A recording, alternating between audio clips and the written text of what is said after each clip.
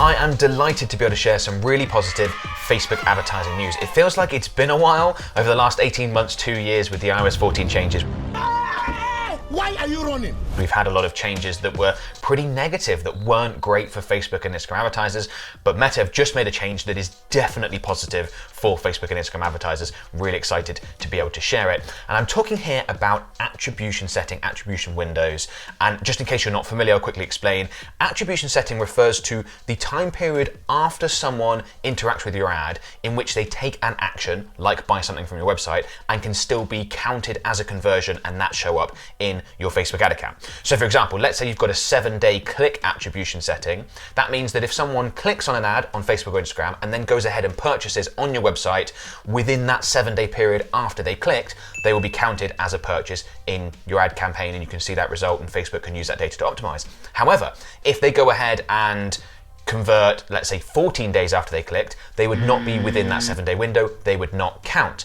Now, one of the things that happened as part of the iOS 14 changes is we went from a 28-day attribution window, that being the default, that being the longest you could use, down to a maximum of just 7 days. And what that meant was that we lost data. For anyone that converted more than 7 days after they clicked on an ad, we just couldn't see it. That conversion wouldn't show up in the ad account, so it made your results look worse than they actually were. But also it meant that we had less data as advertisers to be able to see which ads are performing best, which ad sets are performing best, and optimize accordingly. And it also meant that Meta had less data within the Facebook ad account to be able to optimize. We know that the more data that you get inside a Facebook ad account, the more conversions you generate, the better your results are going to be, because Meta can optimize using that data. That's how machine learning works. The more inputs you have, the more data points you have, the better that performs. And it's why ad accounts with thousands, tens of thousands of conversions typically perform much better than ad accounts that are brand new. So the more data we can get inside our Facebook ad account, the better. And I think that's one of the reasons why we did see results across the board get worse with the iOS 14 changes, was not just because of the data loss from what Apple was doing, but also this more voluntary change that Facebook made, reducing attribution down from 28 days to just 7.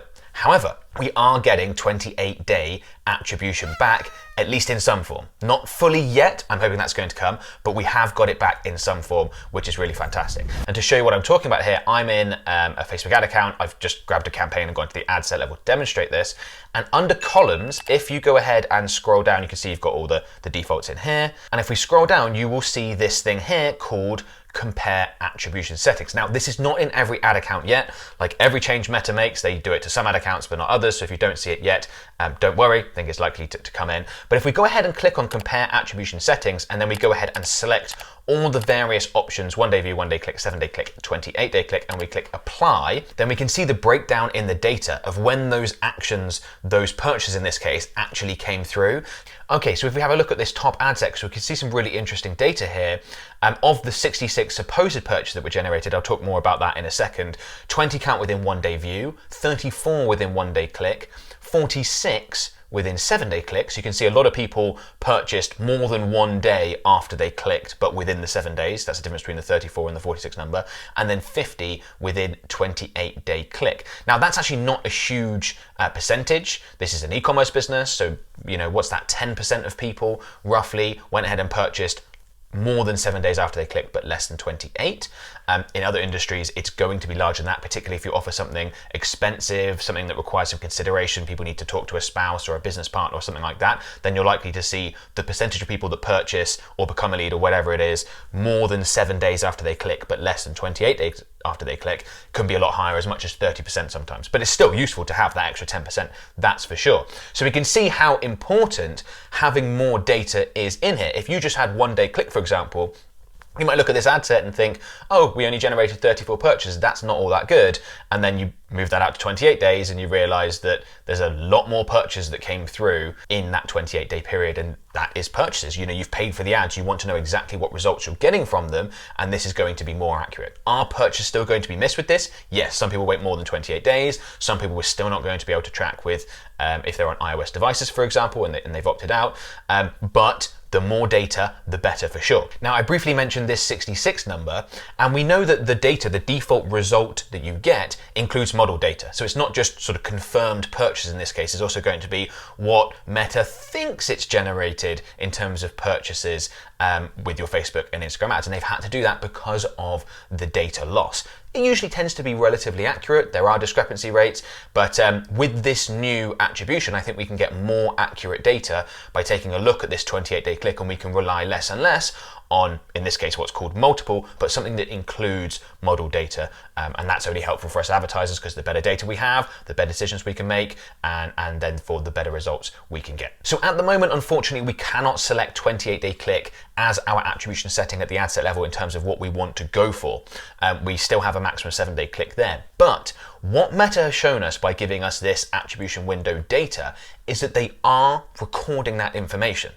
And if they are recording that information, then great. Even if you don't have this compare attribution setting in your ad account, it means that that data is still going to now be being used in the optimization of your campaigns from a machine learning standpoint, which is only positive for the reasons I've described. But also it means that Meta clearly have the capability to allow us to use a 28-day attribution setting because they're already tracking this information. So I'm hopeful that over the next few months, perhaps, we are going to be able to actually set our attribution setting at 28 days as opposed to just 7. And I think that is again going to help us improve results. So certainly something positive, really nice to talk about something positive. It's been a while.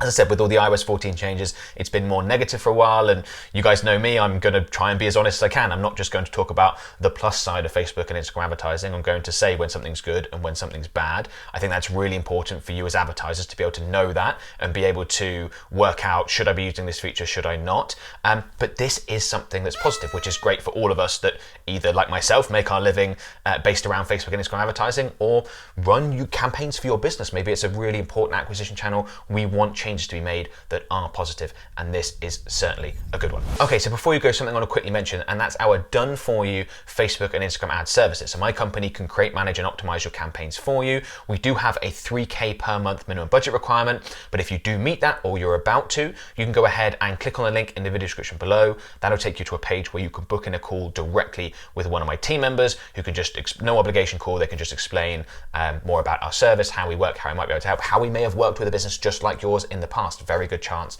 that we've done so at this point. So go ahead and book a call. Hopefully we get a chance to work together.